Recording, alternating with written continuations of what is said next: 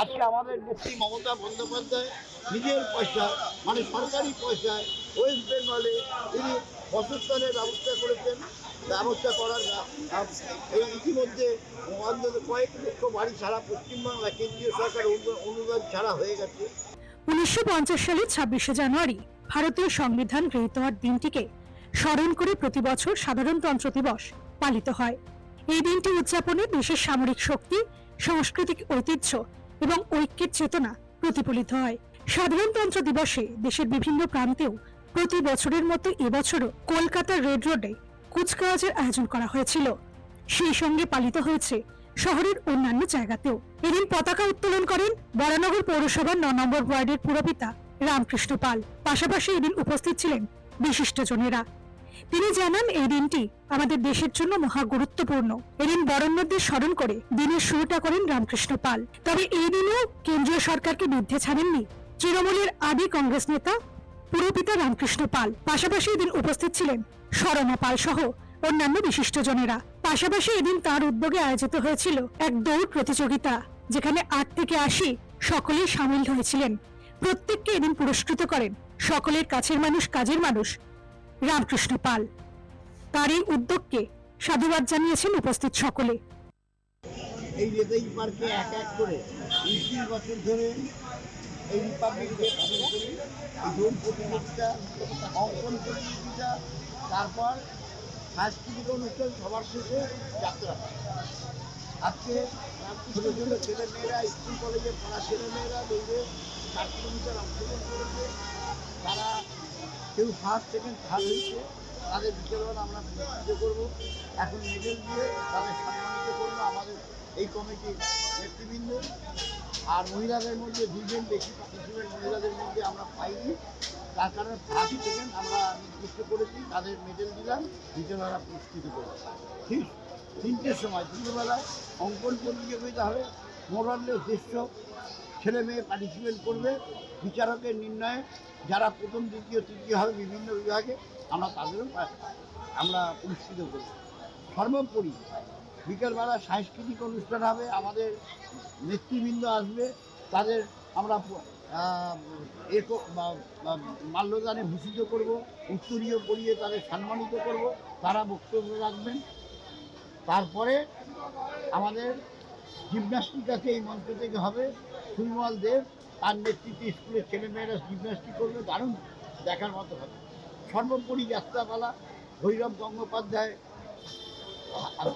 রচিত আর মেঘদূত গঙ্গোপাধ্যায়ের নির্দেশনায় দারুণ যাত্রাপালা, যা ইতিমধ্যেই সারা পশ্চিমবাংলার বিভিন্ন প্রান্তে সারা জাগিয়েছে। আমরা এই মঞ্চে তাকে নিয়ে মঞ্চস্থ করাবো, হাঁটি হাঁটি পাবো।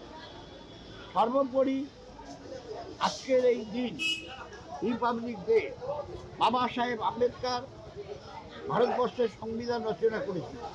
দেশ যখন স্বাধীন হয়েছে, দেশ কীভাবে চলবে, কীভাবে চলা উচিত, মানুষ কীভাবে চলবে, সে কী খাবে, তার কীভাবে খাদ্য খাওয়ার বাসস্থান আছে, সেগুলো ব্যবস্থা করার জন্য বাবা সাহেব আম্বেদকর পৃথিবীর সর্ববৃহৎ সংবিধান তিনি রচনা করেছেন। এই সংবিধানের মধ্যে দিয়ে আজও আমরা চলি।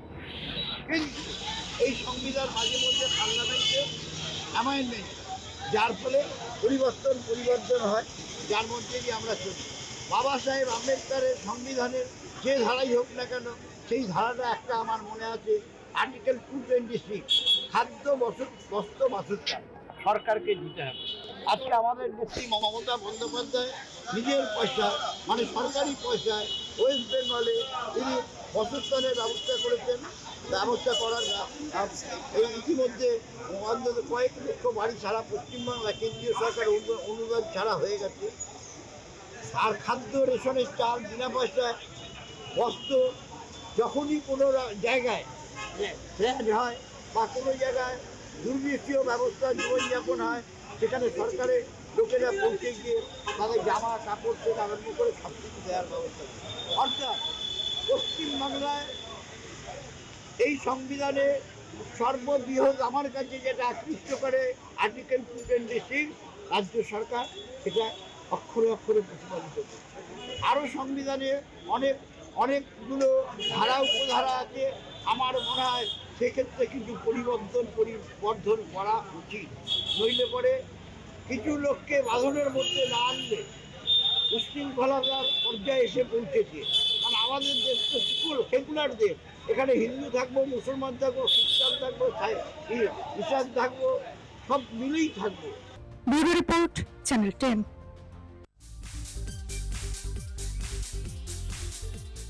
দান শিবির বলবো না, রক্ত দান উৎসবে পরিণত হয়েছে।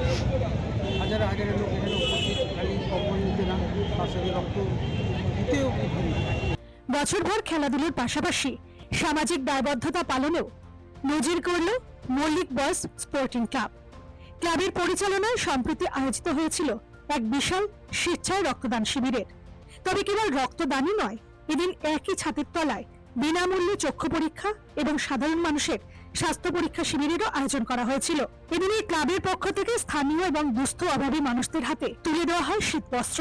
এদিন এই কর্মসূচি উপলক্ষে বসেছিল চাঁদের হাট। উপস্থিত ছিলেন স্থানীয় বিধায়ক নয়না বন্দ্যোপাধ্যায়, পুরমাতা প্রিয়াঙ্কা সাহা এবং ব্লক সভাপতি